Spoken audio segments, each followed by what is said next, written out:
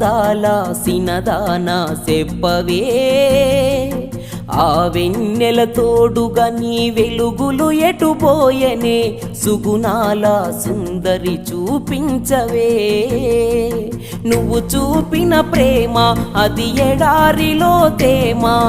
నువ్వు పంచిన స్నేహం అది నమ్మలేని మోసం అయినా వస్తావనే ఆశతో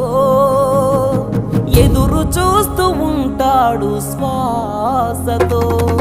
ప్రియమైన ప్రియురాలికి ప్రేమతో రాసిన